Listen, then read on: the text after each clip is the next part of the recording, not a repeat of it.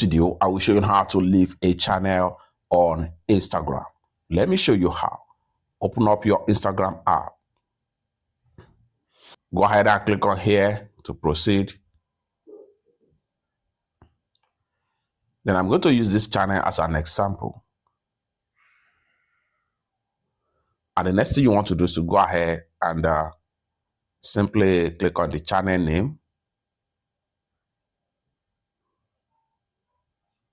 Then go ahead and click on options. Then go ahead and click on leave.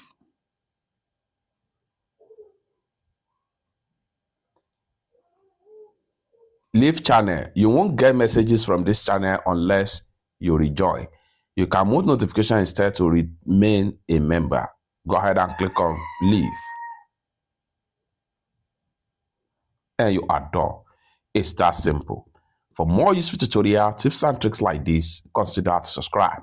Thank you so much for watching, and I hope to see you in my next video. Bye for now.